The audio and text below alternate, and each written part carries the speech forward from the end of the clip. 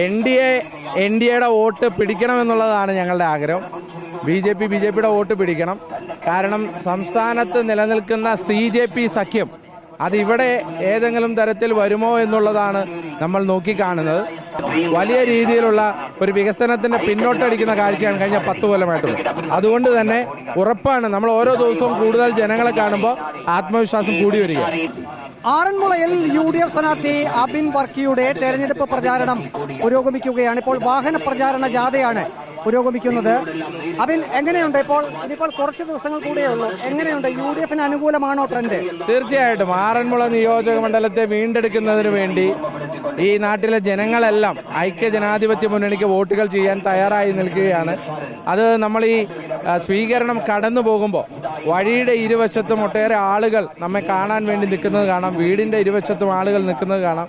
അത് കാണുമ്പോൾ തന്നെ വളരെ വ്യക്തമാണ് ജനങ്ങളുടെ ഒരു മനോഗതി എന്താണ് എന്നുള്ളത് വ്യക്തമാണ്. ഞങ്ങൾ ജയിക്കുമെന്നുള്ള ഉറച്ച ആത്മവിശ്വാസമാണുള്ളത്. ഇപ്പോൾ NDA സ്ഥാനാർത്ഥി കുമ്മനം രാജശേഖരനാണ്. കുമ്മനം കൂടുതൽ വോട്ട് പിടിച്ചാൽ, അതായത് NDA സ്ഥാനാർത്ഥി കൂടുതൽ വോട്ട് പിടിച്ചാൽ, ഒരു 35,000-ന് മുകളിൽ വോട്ട് പിടിച്ചാൽ അത് ആർക്കായിരിക്കും ക്ഷീണമാവുക? ഒരു കുഴപ്പമില്ല. എൻ ഡി എയുടെ വോട്ട് പിടിക്കണമെന്നുള്ളതാണ് ഞങ്ങളുടെ ആഗ്രഹം. ബി ജെ പിയുടെ വോട്ട് പിടിക്കണം.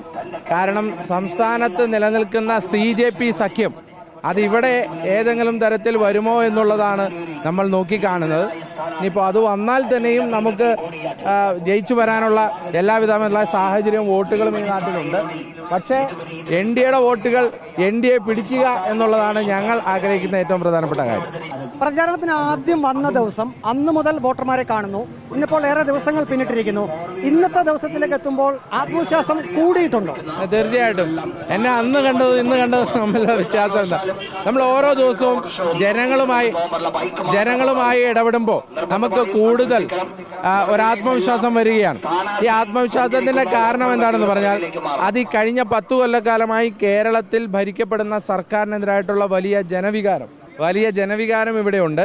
അതുമാത്രമല്ല, കഴിഞ്ഞ 10 കൊല്ലമായി ആറന്മുള നേരിടുന്ന വികസന പ്രശ്നങ്ങളുണ്ട്. വലിയ രീതിയിലുള്ള ഒരു വികസനത്തിന്റെ പിന്നോട്ടടിക്കുന്ന കാഴ്ചയാണ് കഴിഞ്ഞ 10 കൊല്ലമായിട്ടുള്ളത്. അതുകൊണ്ട് തന്നെ ഉറപ്പാണ് നമ്മൾ ഓരോ ദിവസവും കൂടുതൽ ജനങ്ങളെ കാണുമ്പോൾ ആത്മവിശ്വാസം കൂടി വരികയാണ്. UDF സ്ഥാനാർത്ഥി അബിൻ വർക്കിയുടെ പ്രചാരണം പുരോഗമിക്കുകയാണ്. ഓരോ ദിവസം കഴിയുന്തോറും ആത്മവിശ്വാസം കൂടി വരികയാണെന്നും UDFന് ആറന്മുള നിയമസഭാ മണ്ഡലത്തിൽ വിജയം ഉറപ്പാണെന്നും UDF സ്ഥാനാർത്ഥി അബിൻ വർക്കി വ്യക്തമാക്കുന്നു. Reporter Praveen Purushothaman, reporter Pathanamthitta.